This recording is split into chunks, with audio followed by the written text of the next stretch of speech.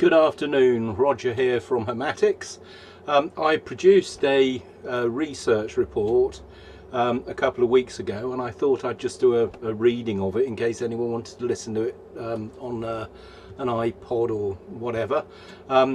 The title of the report is "The Ending of the Long Monetary Expansion Cycle and a Brave New World of Housing Realism."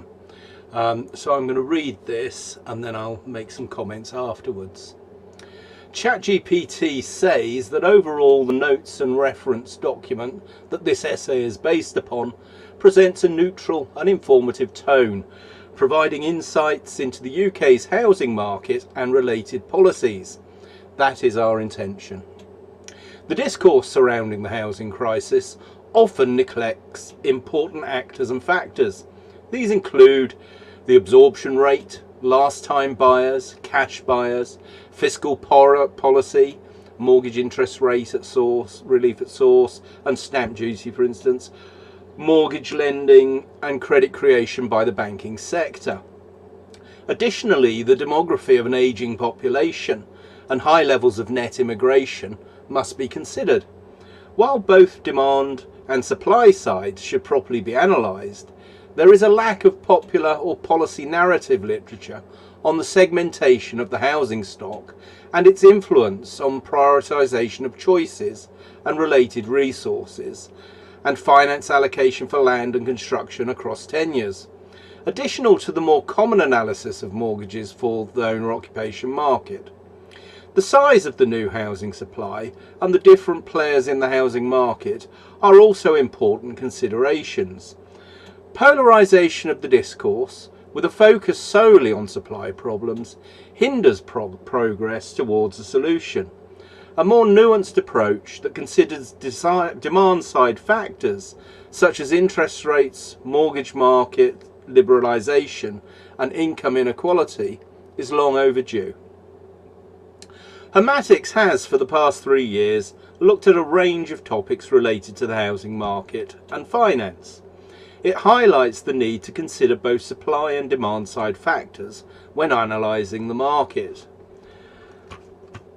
And the now real potential for a European US sovereign debt crisis.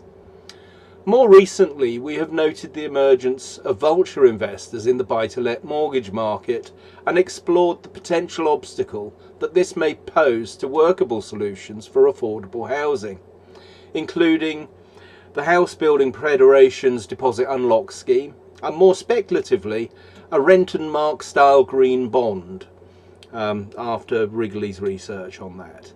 To support affordable house building, we emphasise the importance of understanding the different markets for housing services and assets, as well as the functions of money and its creation in the context of its traditional billing as a medium of exchange, measure of value, store of value, basis of credit, unit of account, and standard of postponed payment.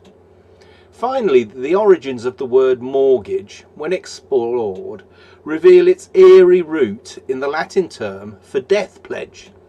We wonder, would this coinage still be in use in a prosperous home-owning democracy and society, with secure tenure and good housing for all?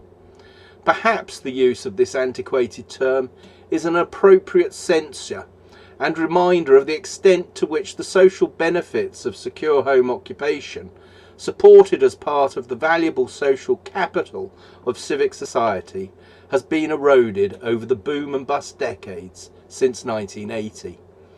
Overall, we have sought to provide a thought-provoking analysis of the complex and interconnected issues surrounding housing and finance.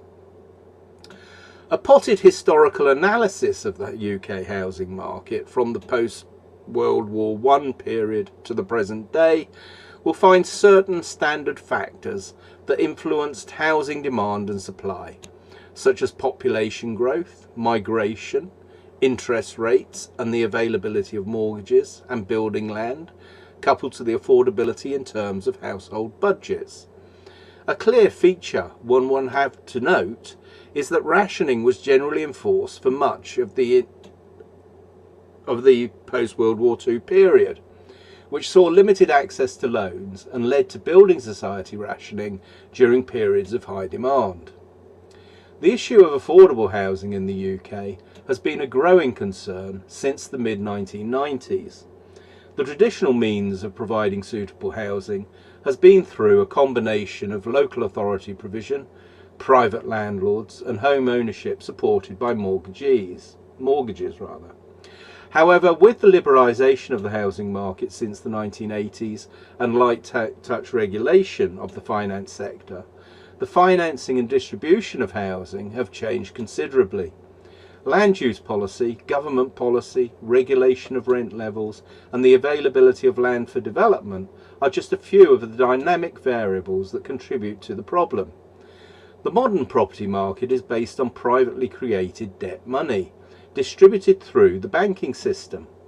Following the financial crisis of 2008, there has been a focus on borrowers and their actions rather than the lenders and credit creation dynamics. This leads to a misdiagnosis of the problem as a supply shortage rather than an affordability and allocation issue.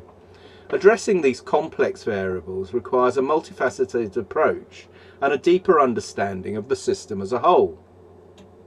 The post-World War II period, which saw limited access to loans and led to building society rationing during periods of high demand, even when ration books for other goods were a fading memory and not known to the post-war generation of boomers now approaching retirement. In the yuppie merry-go-round of the 1980s, which saw the entry of banks into the housing market, interest rate movements have become the more likely way to clear the market than rationing. As yesterday's post-punk yuppies become today's NIMBYs, house prices have risen in correlation with the increased money supply since the early 1980s. This correlation and huge price growth has seen house prices and rental prices outstripping wage growth,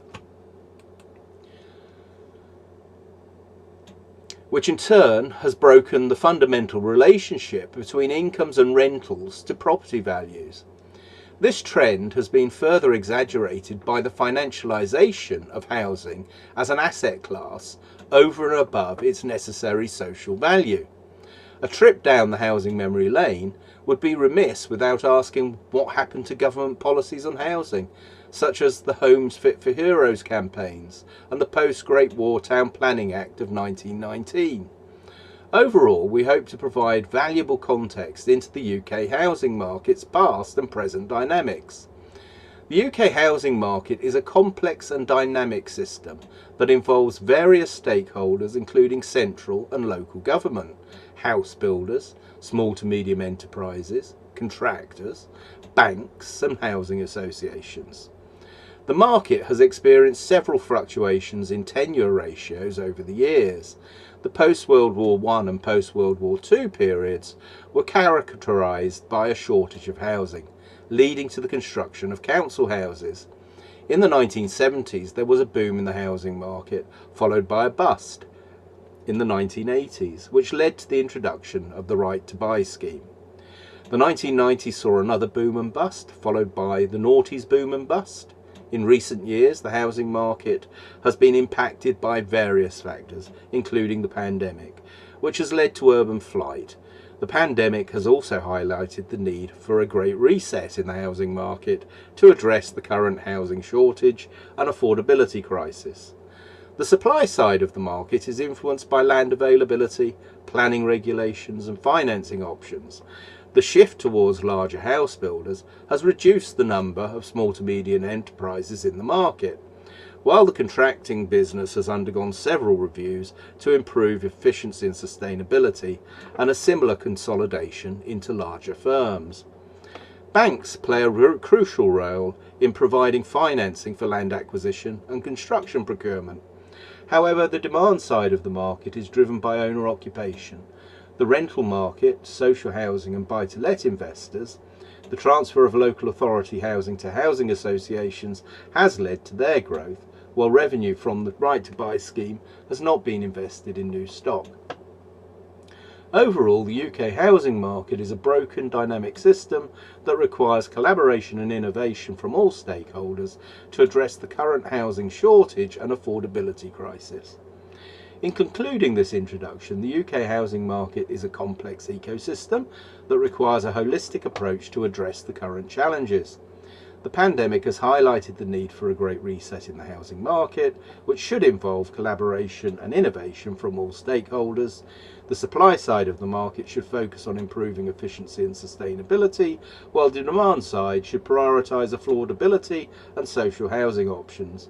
The housing system is broken, but with concerted efforts from all stakeholders, it can be fixed. The housing affordability crisis.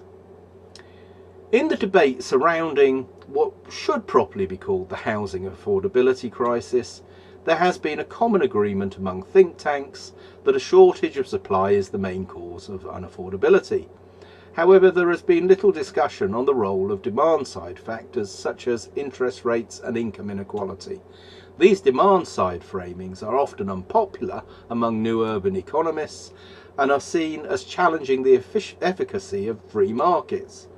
Left-leaning think tanks also tend to avoid demand-side explanations,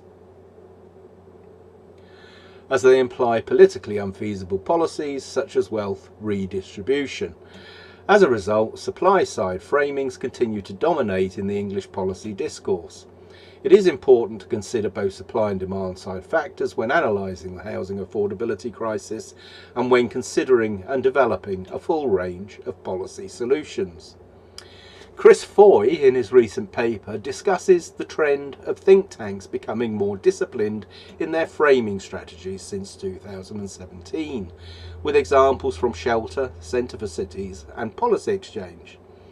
The explanation for this trend is attributed to change in politics, particularly the vacuum in policy making after the 2016 EU referendum, and we would add both during and since the Event 201 pandemic.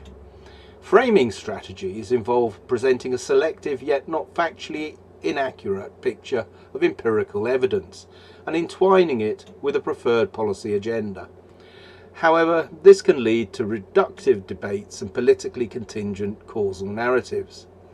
A full treatment of the subject would consider several factors, all of which have culpability in contributing to the housing crisis, including demographics, wages, employment, the mortgage market, cash buyers, the bank of mum and dad, and the effect on generation rent of student debt, the new innovation since the 1990s. The UK housing affordability crisis, discussion of main themes. The UK housing affordability crisis has been a topic of discussion for several years now, with many experts agreeing that there is a significant problem. The issue is multifaceted, with various factors contributing to the current state of the market. Here we suggest some of the key issues and challenges associated with the UK housing affordability crisis. Demographics. One of the main drivers of the housing crisis is population growth. As the population continues to increase, so does the demand for housing. This has led to a shortage of homes, which in turn has contributed to pushing up prices or increased waiting lists. Another demographic factor contributing to the housing crisis is the ageing population and the size and age distribution of different types of households. One less talked about aspect of household formation and age demographics is that as people get older, their housing needs change and many require more specialised accommodation. There is a shortage of such homes, leaving many older people struggling to find suitable housing. Wages and employment.